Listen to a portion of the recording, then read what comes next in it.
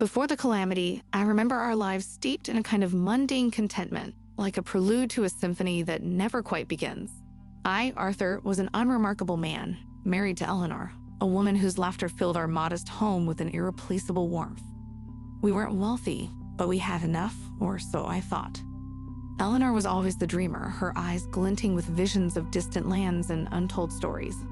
I, on the other hand, was grounded in the reality of our daily existence, a reality that often felt like an anchor, holding us in a sea of unfulfilled aspirations. The day Mrs. Hawthorne came into our lives was like a gust of wind that promised to set our sails toward unforeseen fortunes. My mother, a formidable woman with an iron will, had always viewed Eleanor's dreams with a barely concealed disdain. "You need to provide for her more than dreams," she would often chide me in her sharp, unwavering tone. When Eleanor suffered a stroke, our world turned upside down. I watched as the woman who once danced in the kitchen, humming tunes of distant places, became a shadow, confined to a bed, her words a tangled jumble of frustration and despair. The doctors spoke in hushed, clinical tones about long-term care and the unlikely prospects of recovery. In those dark days, Mrs. Hawthorne's visits became more frequent. She spoke of a place, a remote village where the air was said to heal, and the people were kind. But her eyes, cold and calculating, betrayed her true intentions. "Think of your future, Arthur," she would whisper. "Eleanor's inheritance could be your salvation. You could start anew, live the life you've always wanted." I wrestled with guilt and temptation in the sleepless nights that followed.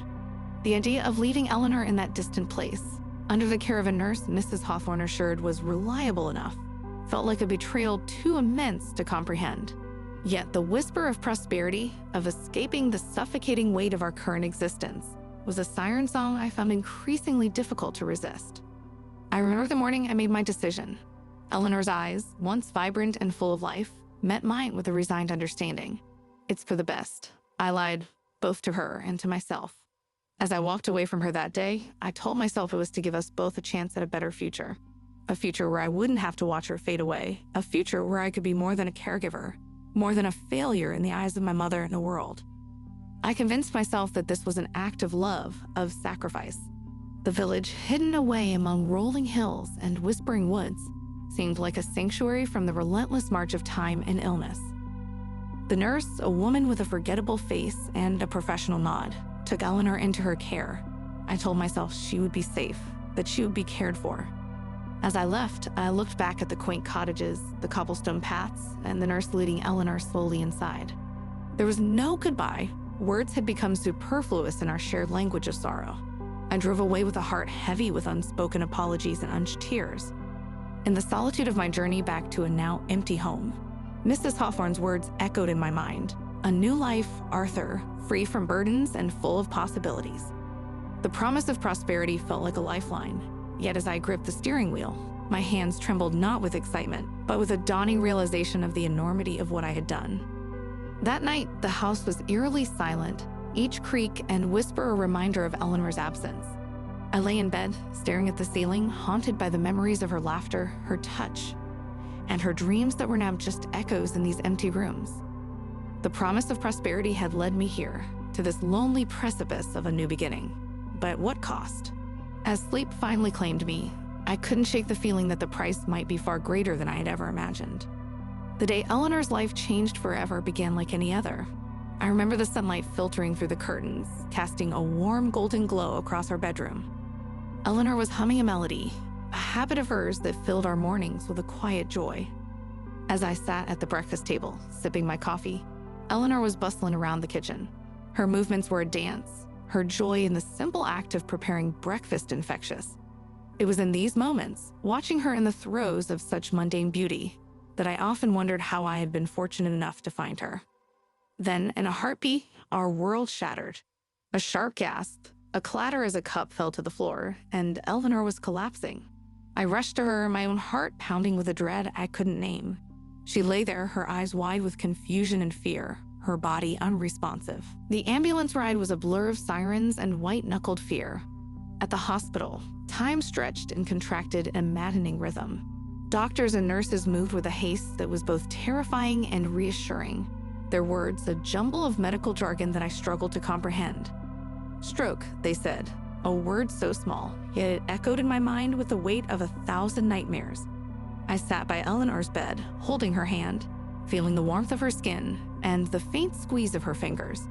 It was as if she was there, yet trapped in a body that had betrayed her. In the days that followed, the reality of our situation began to sink in. Eleanor's once vibrant and independent spirit was now caged within a body that refused to obey her commands. Her speech was slurred, her movements slow and uncertain. The light in her eyes dimmed, not by the stroke, but by the frustration and despair that seemed to consume her.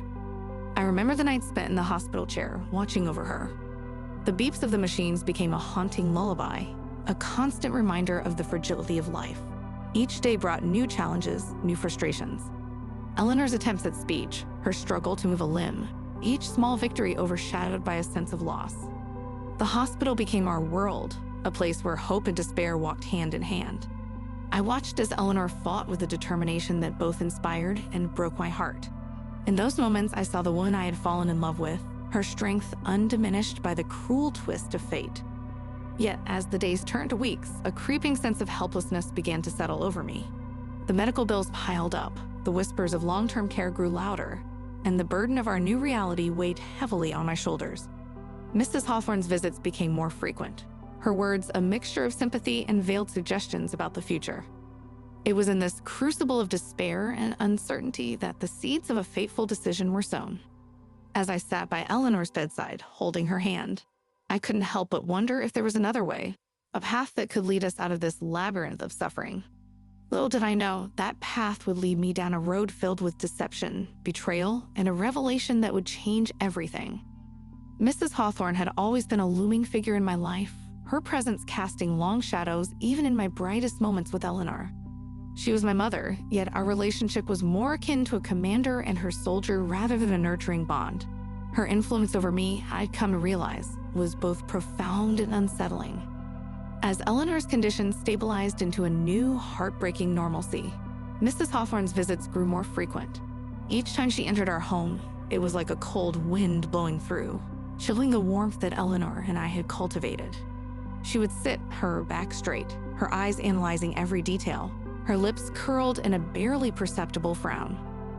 "I've been thinking, Arthur," she began one evening, her voice cutting through the silence. "Eleanor's situation is unfortunate, but life must go on. You have responsibilities, not just to her, but to yourself." Her words, always chosen with surgical precision, were meant to guide, or rather steer, my thoughts and actions. I knew her well enough to understand the underlying intent. She was not one to dwell on emotions or what she considered sentimental weaknesses. Practicality was her creed, and in her world, every problem had a solution, no matter how cold or calculating it might be. "You need to think about the future," she continued, her gaze never wavering. "This situation is unsustainable. You're a young man with much to offer the world. It's a burden you shouldn't have to bear alone." I listened, a turmoil of emotions swirling within me. Part of me rebelled against her insinuations. The idea of abandoning Elanor in her time of need was abhorrent. Yet another part, a shadowy, hidden part, resonated with her words. The endless days and nights of caring for Elanor, the mounting bills, the loss of our shared dreams, it was all consuming, suffocating. "Arthur, I've heard of a place," Mrs. Hawthorne said, leaning forward, her voice dropping to a conspiratorial whisper. "A small village, remote and peaceful. They have facilities there, people who can care for Elanor. It would give you the space to rebuild, to focus on your own life." The idea was like a seed planted in barren soil, watered by my own exhaustion and despair. It was a solution cruel in its simplicity. Yet, as I looked at Elanor, her once vibrant spirit now shadowed by her incapacitated body, guilt gnawed at me. How could I even entertain such a thought? But Mrs. Hawthorne was relentless. "Think of it as a kindness, Arthur. Elanor wouldn't want you to sacrifice your life for her sake. You deserve a chance to find happiness again." That night, after Mrs. Hawthorne left, the house felt more oppressive than ever. I sat beside Elanor, watching her sleep, her breaths shallow but steady. The weight of the decision before me was crushing. To stay in this life meant a continued path of hardship and self-denial. To leave meant freedom, but at the cost of abandoning the woman I had promised to love in sickness and in health.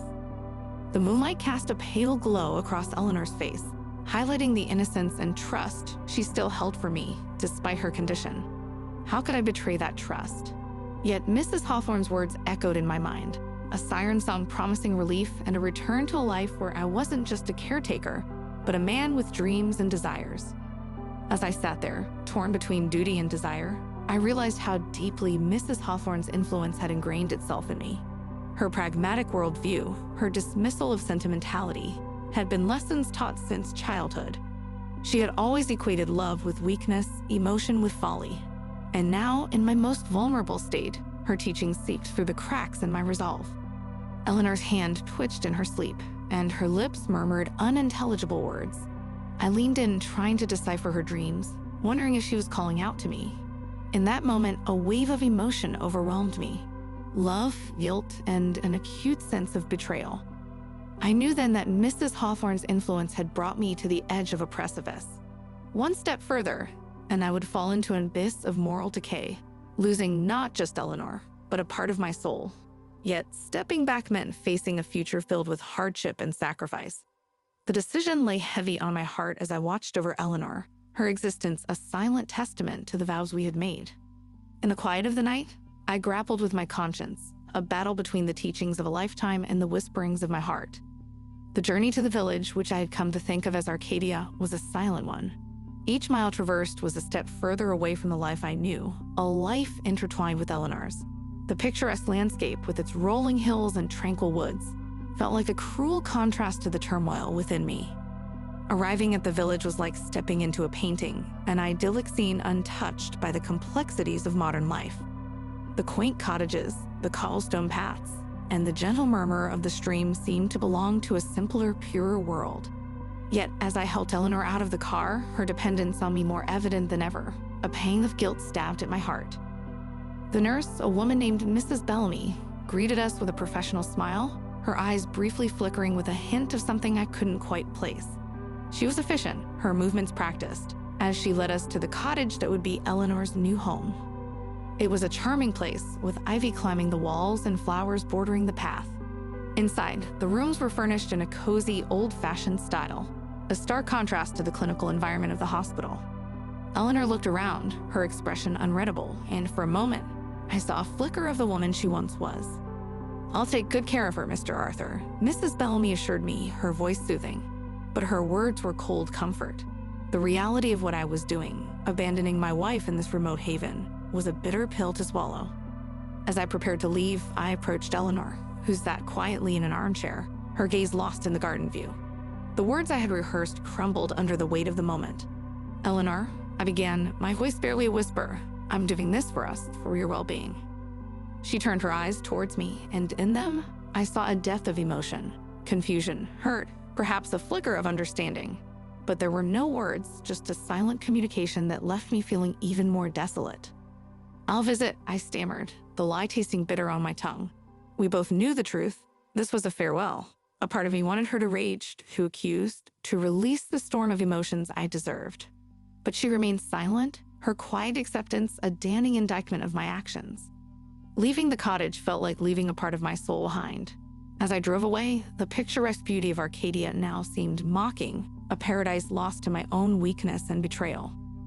The further I drove, the more the weight of my decision pressed down on me. I thought of Mrs. Hawthorne, her influence the catalyst for this decision.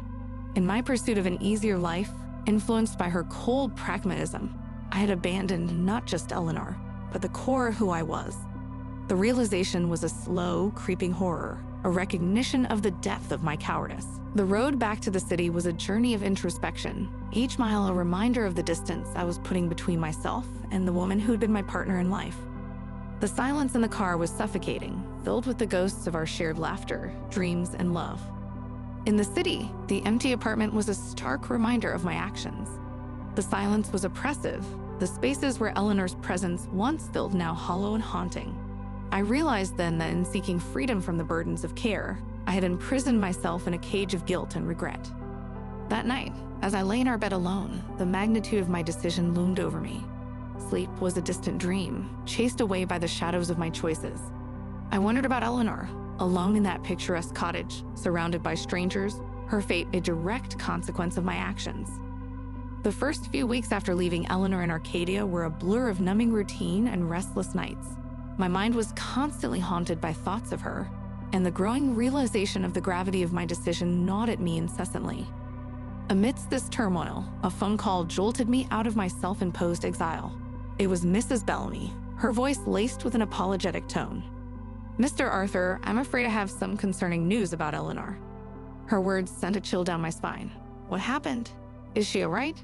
I asked, my heart racing with a mix of fear and guilt. "She's fine physically," Mrs. Bellamy assured me quickly. But I must confess, my attention to her has not been as thorough as I promised. I've had some personal issues. The admission was a shock, but also a piercing reminder of the trust I had placed in the stranger. "What do you mean?" I demanded, my voice rising with a mix of anger and concern. Mrs. Bellamy sighed, a long, weary sound. "I've been struggling with some financial troubles. It's impacted my ability to provide the care I promised for Eleanor. I'm truly sorry, Mr. Arthur." The news hit me like a physical blow. I had left Eleanor in the care of someone who was now admitting to neglect. The guilt that had been a constant companion since leaving Arcadia now intensified, morphing into a deep sense of betrayal, not just to Eleanor, but to my own principles. "I need to know she's being taken care of," I said, trying to keep my voice steady. "I trusted you, Mrs. Bellamy. I trusted you with the most important person in my life." "I understand, and I deeply regret this situation," she replied, her voice tinged with remorse. "I can assure you I'm doing my best under the circumstances." Her words offered little comfort. The thought of Eleanor, already vulnerable and isolated, now neglected, was unbearable. I knew then what I had to do. "I'm coming to Arcadia," I announced, the decision bringing a sense of purpose I hadn't felt since leaving her there. The drive back to the village was a maelstrom of emotions: anger, fear, and an overwhelming sense of urgency. As I neared the cottage, my heart pounded with apprehension. What condition would I find Eleanor in? How much had she suffered because of my decision? Mrs. Bellamy greeted me with a somber expression, a stark contrast to the picturesque tranquility of the village. She led me to Eleanor, who was sitting in the garden, looking frail and distant. "Eleanor," I called softly, my throat tightening as I approached her. She turned slowly, her eyes meeting mine. There was a flicker of recognition, but it was clouded by a veil of confusion and hurt. Seeing her like this, so changed from the vibrant woman I had married, was a painful reminder of the consequences of my actions. "I'm sorry, Eleanor. I'm so sorry," I murmured, kneeling beside her. My words felt inadequate, a feeble attempt to bridge the chasm my actions had created. Eleanor reached out, her hand trembling as it touched mine. The contact, so simple yet so profound, was like a lifeline in a sea of regret. In her touch, I sensed not only her vulnerability, but also a silent plea for understanding, for the connection we had once shared. "I'll make this right, Eleanor. I promise," I whispered, the promise feeling like a vow of redemption. As I sat there with her, the weight of my betrayal and the resolve to make amends battled within me. This was more than just a moment of reckoning. It was a turning point, a catalyst for change. As days turned into weeks, my visits to Arcadia became a regular escape from the city's hollow chaos. Each trip was a pilgrimage of penance, a chance to right the wrongs I had committed against Eleanor. Yet, with each visit, a new unease began to settle over me, an undercurrent of whispers and sidelong glances that seemed to permeate the village air. The villagers, initially distant, had begun to recognize me. Their nods were polite, but their eyes held stories untold, whispers shared behind closed doors. I couldn't shake the feeling that there was something they knew, something about Eleanor, that was kept just out of my reach. One afternoon, after spending a few hours with Eleanor, who remained a shadow of her former self, I decided to take a walk through the village. The quaint streets, lined with their well-tended gardens and charming cottages, seemed to hold secrets, whispers carried on the breeze. I found myself outside the local inn, a cozy establishment that seemed to be the heart of village life. On a whim, I stepped inside, hoping perhaps to glean some insight into the whispers that seemed to surround Eleanor's presence in Arcadia. The inn was warm and inviting, the murmur of conversations creating a comforting buzz. I took a seat at the bar, ordering a drink while trying to appear nonchalant. As I sipped my drink, I listened, letting the fragments of conversation wash over me. It wasn't long before I overheard a table of locals discussing the newcomer in their midst. My heart raced as I realized they were talking about Eleanor. Their words were tinged with a mix of curiosity and something else. Was it suspicion? Concern? "She's the one staying with Mrs. Bellamy, right?" one of them said, a middle-aged man with a weathered face. "Yes, the poor thing. They say she's not been well. Stroke, wasn't it? Replied a woman, her voice laced with sympathy. But there's something odd about it all, isn't there? The man pressed on, leaning closer at his companions. Mrs. Bellamy's been acting strange since she arrived, and her husband, he comes and goes, but doesn't seem to do much. The pieces of the puzzle were slowly falling into place, each snippet of conversation adding to a picture I had been too blind to see. The villagers sensed something amiss, something beyond the sad story of a woman recovering from a stroke. Fueled by a mix of curiosity and concern, I turned to the bartender, a friendly-looking man in his 50s. "Excuse me," I began, trying to sound casual. I couldn't help but overhear. "About the woman staying with Mrs. Bellamy." The bartender glanced at me, his eyes narrowing slightly as he gauged my intentions.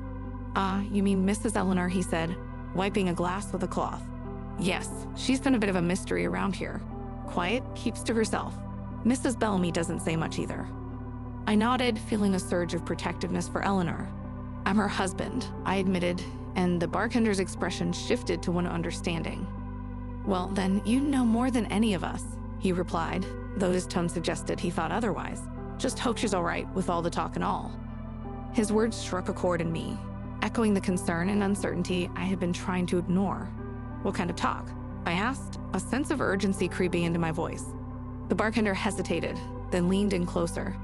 "Well, you know how it is in small villages. People talk. They say she doesn't seem as ill as Mrs. Bellamy claims.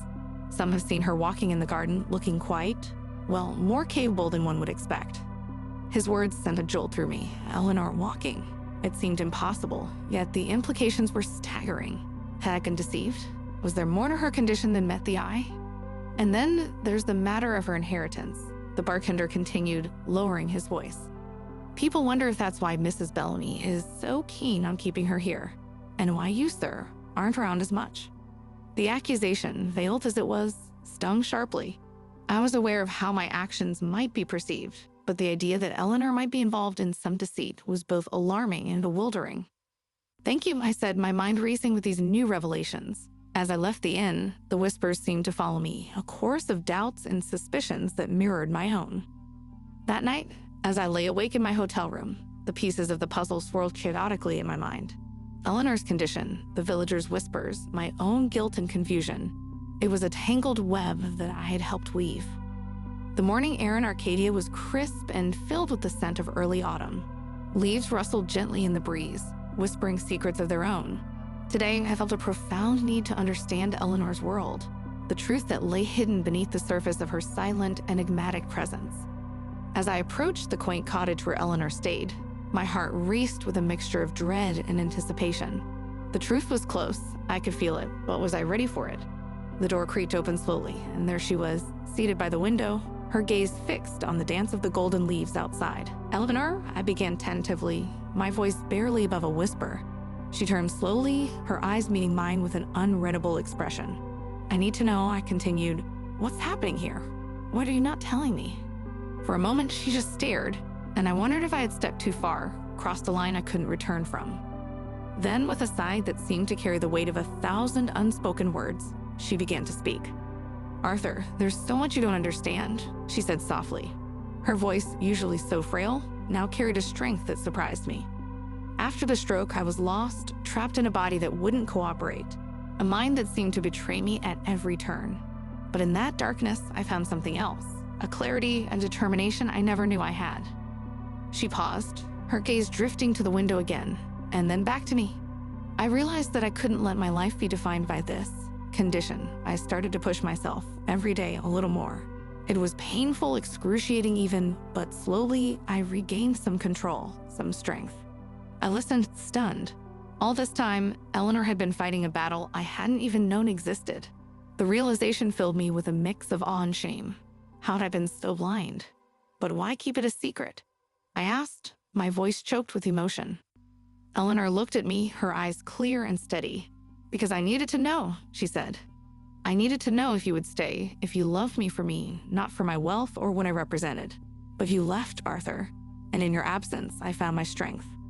Her words cut through me, a sharp reminder of my failings. She had been testing the depths of our love, and then I had failed her miserably. "And Mrs. Bellamy?" I asked, another piece of the puzzle nagging at me. Eleanor's lips curved into a wry smile. Mrs. Bellamy has been my ally in this. She saw my struggle, my determination, and she supported me, helped me keep this facade. But she also knew about my doubts about you, about us. I felt as if the ground was shifting beneath me. Eleanor, my Eleanor, had been on a journey of her own, a journey of healing and self-discovery, while I was lost in my own selfish grief and guilt. Eleanor, I started, but words failed me. She reached out, her hand touching mine. It's not too late, Arthur. We both have our secrets, our fears. Maybe it's time we face them together. The revelation of Eleanor's secret strength and her journey of self-discovery left me in a whirlpool of emotions. As I walked through the quaint streets of Arcadia, my mind was a tumult of thoughts. I felt a stranger to my own narrative, a character who had missed the plot twist in his story. The crisp autumn air did little to clear the fog that had settled over my thoughts. It was during these walks that I first noticed him. A shadow at the edge of my vision, a figure who seemed to be ever-present, yet elusive.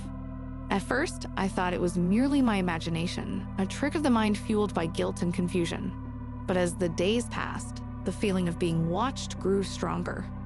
He was an older man with a weathered face that spoke a life lived hard.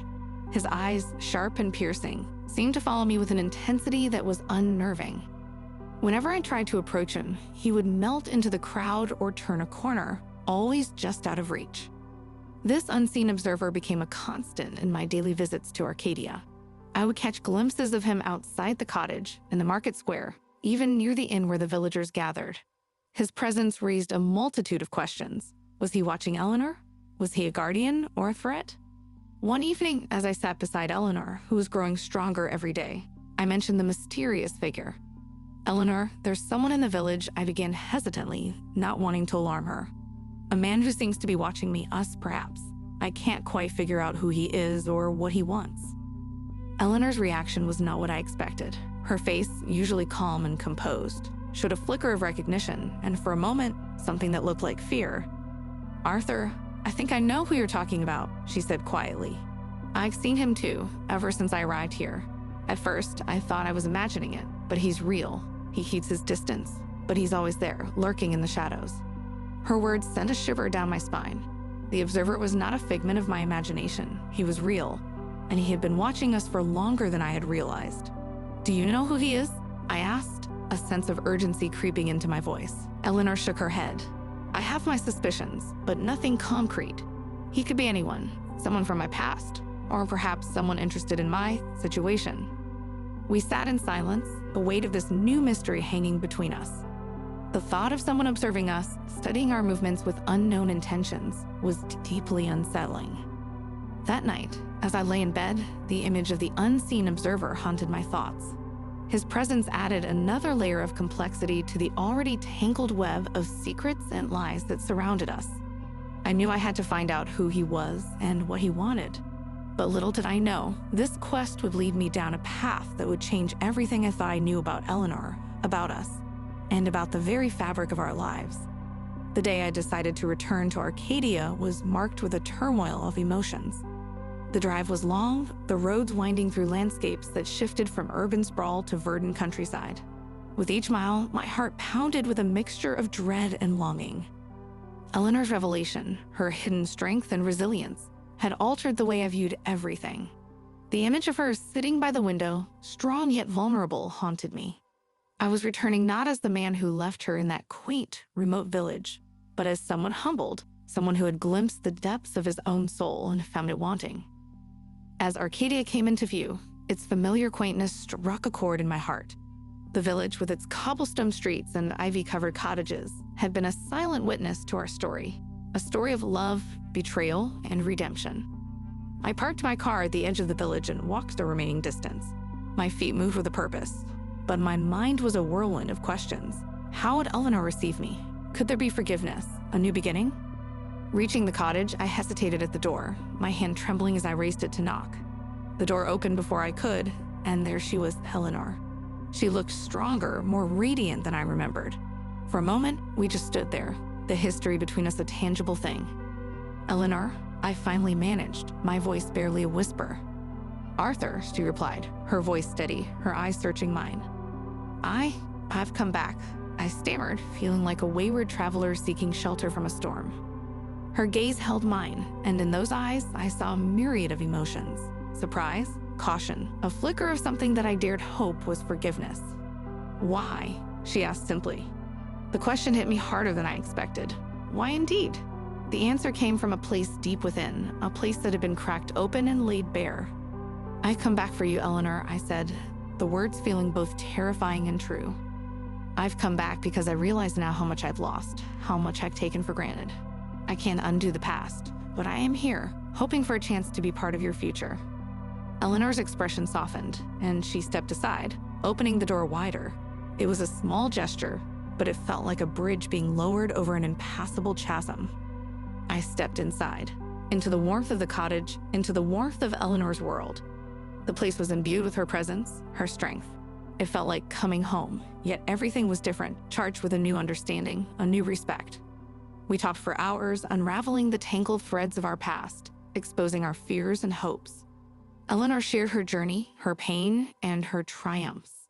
In turn, I bared my own soul my regrets, and my newfound realization of what truly mattered. The day turned into evening, and as the sun set, casting a golden glow over Arcadia, I felt a shift within me. This was more than just a return.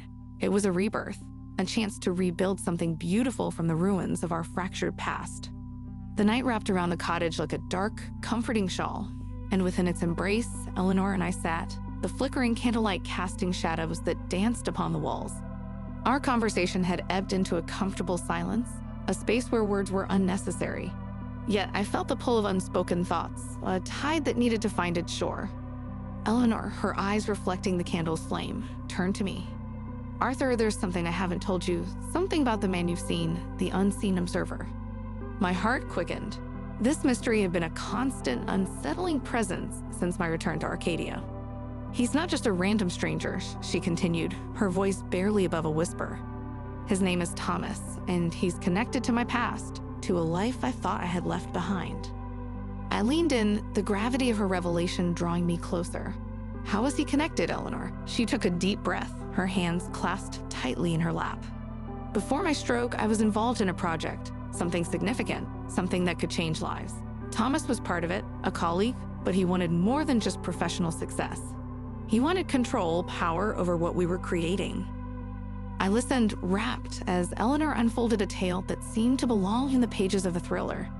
She spoke of a groundbreaking discovery, one that promised to revolutionize a field I barely understood. But with this promise came danger, corporate espionage, greed, and Thomas's relentless ambition. The stroke, it wasn't just a random twist of fate, Eleanor said, her eyes dark with the weight of her confession. "I believe Thomas was behind it. He saw me as an obstacle, someone standing in the way of his ascent." I felt a chill that had nothing to do with the night air. The pieces began to fit together, forming a picture far more sinister than I had imagined. "But why come here, to Arcadia?" I asked, my mind racing with the implications of her words. "To watch, to wait," Eleanor replied. "He thought I was incapacitated, unable to interfere. But I've been working, Arthur, in secret, preparing to expose him, to bring the truth to light." The fire in her eyes was undeniable, a testament to her resilience, her courage. I was in awe of her, this woman who had faced betrayal and danger with such determination. "And now?" I asked, my voice barely audible. "Now we act," Eleanor said firmly. "With you here, I'm not alone anymore. We can confront Thomas, reveal his deeds. But it's dangerous, Arthur. You could get hurt or worse." I reached for her hand, feeling the strength that lay within her grasp. "I'm with you, Eleanor. Whatever it takes, we'll face it together." As the candle burned lower, casting its final, flickering light, we sat, united in our resolve. The night held our secrets, our fears, but also our hope. Together, we would step into the darkness, ready to bring the truth into the light. As dawn broke over Arcadia, painting the sky in hues of orange and pink, Eleanor and I prepared for the confrontation that would redefine our lives. The air was thick with anticipation, a silent promise of the storm to come. We sat at the kitchen table, our plans laid out like pieces of a complex puzzle. Eleanor, her eyes alight with a fierce determination, spoke with precision. "We need to be careful, Arthur. Thomas is cunning and desperate. He'll stop at nothing to protect his secrets." I nodded, feeling the weight of responsibility on my shoulders. We had decided to confront Thomas in a public place, to reveal his machinations in the light of day. The risk was significant, but so was the necessity for truth and justice. As we drove into town, the familiar streets of Arcadia felt different, charged with an energy that seemed to mirror our own. The town square, usually a hub of serene activity, was our chosen ground. Here we would face Thomas. Here we would end his deceit. Thomas arrived, his demeanor one of casual confidence. He approached us, his smile a thin veneer masking his true intent. "Eleanor, Arthur," he greeted. "What a pleasant surprise." Eleanor's voice was steady as she replied, "The only surprise, Thomas, will be for you." Her words hung in the air, a challenge laid bare. I watched as realization dawned in Thomas' eyes, his facade cracking. "What are you talking about, Eleanor?" "It's over, Thomas," Eleanor said firmly. "We know everything. The sabotage, your plans to control the project, everything." Thomas's eyes flickered with an emotion I couldn't quite place. Fear, perhaps, or the desperation of a cornered animal. He took a step back, his gaze darting around as if seeking an escape. "You have no proof," he spat, his composure slipping. Eleanor's response was calm, but her words cut through the morning air like a knife. "We have all the proof we need. We've documented your actions, your attempts to undermine the project, even your involvement in my stroke." The square had grown quiet, the usual morning bustle stilled by the drama unfolding. People gathered, drawn by the confrontation, witnesses to the unraveling of Thomas's scheme. "You won't get away with this," Thomas hissed, his mask of civility now completely shattered. "We already have," I said, stepping forward. "You see, Thomas, you underestimated Elanor. You thought her weak, but she's stronger than you could ever imagine." Thomas's defeat was palpable, his shoulders sagging as the truth of his situation became clear. He was cornered, his options evaporating like mist under the morning sun. Eleanor's voice was resolute as she delivered the final blow. "We're going to the authorities, Thomas. Your reign of manipulation and deceit ends today." As the police arrived, called by one of the onlookers, Thomas was led away, his future a cascade of legal battles and inevitable downfall. The crowd dispersed, murmurs of shock and disbelief rippling through them. Eleanor and I stood together, a sense of triumph mingling with exhaustion. We had faced our adversary and emerged victorious, but the journey had taken its toll. As we walked back to our car, Eleanor leaned into me, her strength unwavering but her vulnerability evident. "We did it, Arthur. We really did it." "Yes," I replied, my arm around her. "Together." The aftermath of Thomas' arrest hung over Arcadia like a dense fog, slowly lifting to reveal the clarity of a new day. In the quiet of our cottage, Eleanor and I sat, reflecting on the journey that had brought us here. "Eleanor," I began, breaking the silence, "you never cease to amaze me. How did you orchestrate all of this?" She smiled, a mix of weariness and satisfaction in her eyes. When I realized what Thomas was capable of, I knew I had to be strategic. I played the part he expected, the weakened, helpless victim. All the while, I was gathering evidence, documenting every move he made against me. I listened, awestruck by her cunning and resilience. But keeping up that facade, enduring his manipulation, it must have been incredibly hard. It was, she admitted, her gaze distant with the memory. There were times I almost gave up, but I knew I had to see this through. Not just for myself, but for the integrity of the work we were doing. It was too important to let someone like Thomas destroy it. I reached for her hand, feeling the strength that had carried us both through this storm. And now, with Thomas gone, what happens to the project? Eleanor's eyes lit up, the passion for her work undimmed. We move forward. There's so much potential, Arthur. We can still make a difference, change lives. The conversation shifted then from the darkness of the past to the promise of the future. Eleanor spoke of her plans, her vision for the project. It was more than just a professional endeavor. It was a calling, a chance to leave a lasting impact on the world. As the day turned to evening, a sense of peace settled over us. The struggle we had endured had not been in vain. We had confronted deceit and treachery and emerged stronger, united by a bond forged in adversity. Later, as we walked through the village, the signs of a normal, everyday life resumed around us. People greeted us, their smiles genuine, their words kind. Arcadia, once a place of isolation and despair, had become a haven, a place of belonging. "Eleanor," I said as we paused to watch the sunset, "you took a tremendous risk, a gamut that could have cost you everything. Why take such a chance? She looked at me, her expression serene in the fading light. Because sometimes, Arthur, the greatest risks lead to the greatest rewards. I wasn't just fighting for myself or the project. I was fighting for us, for a future where truth and integrity prevail. I pulled her close, feeling the truth of her words resonate within me. Eleanor, with her unwavering spirit and courageous heart, had changed everything. She had turned a tale of betrayal into one of hope, a story of despair into a narrative of triumph. As the sun dipped below the horizon, casting a golden glow over Arcadia, I realized that this was just the beginning. Together, Eleanor and I would embark on a new journey, one filled with possibilities and the promise of a better tomorrow. The air was heavy with tension as Eleanor and I entered the stark, uninviting room where Arthur awaited us. The man who had once been my life, my everything, sat across the table, his eyes devoid of the warmth I once knew. This was the moment of reckoning, the culmination of a twisted journey that began with love and ended in betrayal. I took a deep breath, feeling Eleanor's reassuring presence beside me. "Arthur," I began, my voice steady despite the turmoil churning within me. "You know why we're here." Arthur's gaze met mine, a flicker of something, regret perhaps, or merely reflection of his own inner chaos. "Eleanor," he replied, his voice strained. "I never wanted things to end this way." The irony of his words stung, a bitter reminder of the chasm between his intentions and actions.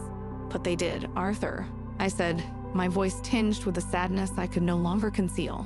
"You made your choices, and now you must face the consequences." Eleanor, ever the pillar of strength, interjected. "You abandoned her, Arthur. You left her in a place where she was neglected, all for what? Money? Power?" Arthur shifted uncomfortably, his facade beginning to crack. "I was lost," he muttered, almost to himself. "Lost in the expectations, the greed. I lost sight of what truly mattered." His confession, however sincere, did little to ease the pain of his betrayal. The man I once loved, who had vowed to be my partner through sickness and health, had succumbed to the darkest parts of himself. "Eleanor deserved better," I said, the words heavy with unspoken emotion. "She deserved your loyalty, your love, not the cold calculation of your actions." Arthur's eyes lowered, unable to meet our gaze. The room fell silent, the weight of his guilt and our shared sorrow filling the space between us. Finally, he spoke, his voice barely above a whisper. "I'm sorry, Eleanor. I'm sorry for everything." Sorry. The word echoed in my mind, too small, too late to undo the damage he had wrought. Yet, in that moment, I saw the man I once knew, broken and remorseful. "Eleanor," I whispered, turning to her. Her eyes met mine, a depth of understanding passing between us. She nodded slightly, a silent acknowledgement of the pain and the healing yet to come.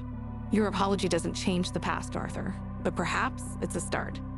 As we stood to leave, Arthur's voice stopped us. "What will you do now?" he asked, a trace of the man who once dreamed of a better world lingering in his tone. Eleanor answered, her voice resolute.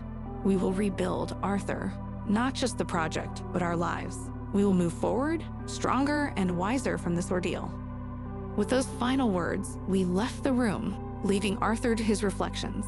The confrontation had brought closure, a bitter end to a chapter that had once held so much promise. Outside, the world continued on, indifferent to the dramas unfolding within its midst.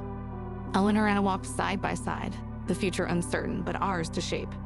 The path ahead was uncharted, but we would navigate it together, bound by shared resolve to rise from the ashes of betrayal and forge a new beginning. The days following the confrontation with Arthur seemed to blur, each moment melting into the next as Eleanor, and I navigated the labyrinth of our altered reality. The truth, once a distant, obscured entity, had finally come to light, revealing the depths of deception and the height of resilience. As I sat in the quaint cafe that had become our sanctuary, I pondered over the peculiar turn of events. Eleanor, who had once embodied fragility, now exuded a strength that belied her past. She stirred her coffee absent-mindedly, lost in thought. I could sense the wheels turning in her mind, plotting our next move in this chess game that life had become. "Eleanor," I began tentatively, "what are you thinking?" She looked up, her eyes alight with a fire I had come to admire. "I'm thinking of the truth and how it's often stranger than fiction. Arthur's confession, his remorse, it changes things, but not everything." Her words resonated with me, echoing the turmoil within my own heart. Arthur's apology, sincere as it might have been, couldn't erase the scars left by his betrayal. Yet it opened a door of possibility for healing, for understanding the complexities of human nature. Perhaps I mused aloud, the truth isn't just about uncovering lies. Maybe it's also about understanding why those lies existed in the first place. Eleanor nodded, a thoughtful expression etching her features. Exactly. Arthur was lost, consumed by his mother's influence and his own greed. But underneath that, there's still a part of the man I loved. A part that's worth forgiving, if not for his sake, then for our peace. Her words struck a chord, illuminating the path to forgiveness. It wasn't about condoning the wrongs, but about freeing ourselves from the chains of bitterness and resentment. As we delved deeper into our conversation, the cafe's door chimed, heralding the arrival of a familiar figure. Mrs. Hawthorne stood at the threshold, her presence as commanding as ever, yet there was a noticeable tremor in her stance. "Eleanor, I need to speak with you," she stammered, a rare vulnerability seeping through her usually stoic demeanor. Eleanor and I exchanged a glance, a silent agreement passing between us. We gestured for Mrs. Hawthorne to join us, an unspoken invitation to lay bare the final pieces of this intricate puzzle. As Mrs. Hawthorne sat down, she took a deep breath, her eyes meeting Eleanor's with a mixture of fear and remorse. "Eleanor, I've come to apologize for everything. My influence on Arthur, my blindness to the pain we caused you. I was wrong." The confession, coming from a woman of her stature, was nothing short of astonishing. Eleanor listened intently, her expression unreadable. "Your apology is noted, Mrs. Hawthorne," Eleanor replied calmly. "But it's not just your words that matter. It's your actions from here on." Mrs. Hawthorne nodded, the weight of her transgressions evident in her eyes. "I understand, and I'm willing to make amends in whatever way I can." The conversation that followed was a cathartic release, a venting of grievances, and a tentative step towards reconciliation. We spoke of the past, of the wounds inflicted and the lessons learned. And as the sun began to set, casting a warm glow over the cafe, a sense of closure enveloped us. The golden hue of dawn spilled through the curtains, casting a warm, soothing light across the room. I sat by the window, a cup of steaming tea in my hands, lost in the serenity of the moment. Today marked not just another day, but the beginning of a new chapter in our lives, Eleanor's and mine. Eleanor, once a picture of vulnerability, now stood as a testament to resilience and strength. She moved about the room with a grace and ease that belied her recent past. The events that had unfolded over the past year seemed like a distant storm that had passed, leaving behind clear skies and a renewed sense of purpose. As I watched her, a sense of pride swelled within me. Eleanor had not only survived the storm, she had emerged from it stronger, wiser, and more determined. Her journey was a poignant reminder that even in our darkest hours, there is always a light waiting to guide us home. "Are you ready?" Eleanor's voice, tinged with excitement, pulled me from my reverie. I nodded, a smile spreading across my face, ready as I'll ever be. Today was not just any day. It was the day we would open the doors to our new venture, a small bookstore and cafe in the heart of the village. A dream that Eleanor had nurtured for years, now brought to life through our combined efforts and the support of the community. As we walked down the cobbled streets, hand in hand, I couldn't help but marvel at the transformation of the village. What was once a place of exile had become a haven, a community that had embraced us with open arms. The villagers, who had once whispered about Eleanor's plight, now greeted us with smiles and warm wishes. The bookstore, nestled between a florist and a quaint bakery, stood proudly, its windows displaying an array of books and the inviting ambience of the cafe within. The sign above the door read Eleanor's Haven, a fitting name for a place that symbolized hope and new beginnings. The opening ceremony was a simple affair, yet it held a profound significance for us. Friends, villagers, and a few unexpected guests, including Arthur and Mrs. Hawthorne, gathered to celebrate this new chapter. Arthur's presence was a reminder of the complex tapestry of human relationships. Forgiveness had paved the way for a cautious reconciliation, a mutual understanding grounded in the desire to move forward.